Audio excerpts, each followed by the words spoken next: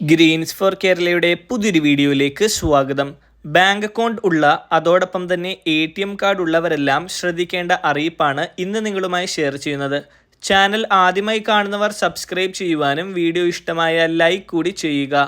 പെൻഷനോ ശമ്പളമോ ഇല്ലെങ്കിൽ മറ്റ് ആനുകൂല്യങ്ങളോ മാത്രം സ്വീകരിക്കുന്നതിന് വേണ്ടിയൊക്കെ ബാങ്ക് അക്കൗണ്ടുകൾ കൈകാര്യം ചെയ്യുന്നവർക്ക് വലിയ വെല്ലുവിളികൾ വരുന്ന ഒരു മാസം കൂടിയാണ് ഈ ഏപ്രിൽ മാസം. ഈ ഏപ്രിൽ മാസം മുതൽ കുറച്ച് മാറ്റങ്ങൾ വരുന്നുണ്ട്.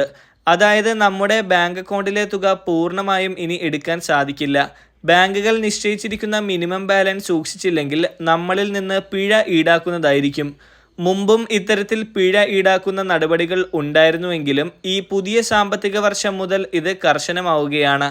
എല്ലാ ബാങ്കുകൾക്കും വ്യത്യസ്ത തലത്തിലാണ് minimum balance. Zero balance account ഉള്ളവർക്ക് ഇത്തരത്തിൽ പ്രശ്നങ്ങളൊന്നും തന്നെയില്ല. മറ്റ് നോർമൽ സേവിങ്സ് അക്കൗണ്ടൊക്കെ ഉള്ളവർക്കാണ് ഇത്തരത്തിൽ മിനിമം ബാലൻസ് സൂക്ഷിക്കേണ്ടത്. നമുക്ക് ലഭിക്കുന്ന ആനുകൂല്യങ്ങളൊക്കെ ലഭിക്കുന്നതിന് വേണ്ടി മാത്രം ഉപയോഗിക്കുന്ന ബാങ്ക് അക്കൗണ്ട് ആണെങ്കിൽ ആ ആനുകൂല്യം തുക മുഴുവനായും ഇനി പിൻവലിക്കാൻ സാധിക്കില്ല. അക്കൗണ്ട് സീറോ ബാലൻസ് ആക്കി ഇട്ടുകഴിഞ്ഞാൽ എല്ലാ മാസവും ഒരു നിശ്ചിത രൂപ ഫൈനായി ബാങ്കുകൾ ഈടാക്കുന്നതായിരിക്കും.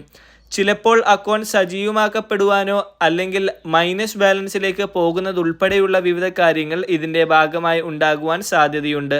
നിങ്ങളുടെ അക്കൗണ്ടിൽ ബാലൻസ് ഒന്നുമില്ലാതെ ആയിക്കഴിഞ്ഞാൽ പിന്നീട് എപ്പോഴെങ്കിലും അക്കൗണ്ടിലേക്ക് തുക എത്തിയാൽ അതുവരെ എത്ര രൂപയാണ് പിഴ വരുന്നത്, ആ പിഴത്തുക നമ്മുടെ അക്കൗണ്ടിലേക്ക് വരുന്ന തുകയിൽ നിന്ന് ഈടാക്കുന്നതായിരിക്കും. രണ്ടാമത്തേത് ATM ഇടപാടുകൾ നടക്കുന്നവർ ശ്രദ്ധിക്കേണ്ടതാണ്. ATMിൽ നിന്ന് പണം എടുക്കുന്നത് സാധാരണമാണ്. എന്നാൽ നമ്മുടെ ബാങ്കിൻ്റെ ATMിൽ നിന്ന് തന്നെ എപ്പോഴും പണം എടുക്കാൻ സാധിക്കാതെ വരാം. അപ്പോൾ മറ്റേതെങ്കിലും ബാങ്കിൻ്റെ ATMിനെ ആശ്രയിക്കേണ്ടതായിട്ട് വരും. എന്നാൽ 3 മുതൽ 5 സേവനങ്ങൾ മാത്രമാണ് മറ്റുള്ള ATMകളിൽ നിന്ന് സൗജന്യമായ ഇടപാട് നടത്താൻ നമുക്ക് സാധിക്കൂ. അതിനുശേഷമുള്ള ഓരോ ഇടപാടിനും ബാങ്ക് ഒരു നിശ്ചിത നിരക്ക് ഈടാക്കാറുണ്ടായിരുന്നു. മുമ്പ് 17 രൂപ വരെയായിരുന്നു ഇത്തരത്തിൽ ഈടാക്കിയിരുന്നതെങ്കിൽ ഇനി അത് 23 രൂപ മുതൽ 25 രൂപ വരെയാക്കും. അതായത് നിശ്ചിത സൗജന്യ പരിധി കഴിയുമ്പോൾ ഓരോ ഇടപാടിനും ഈ തുക നമ്മൾ നൽകേണ്ടി വരും.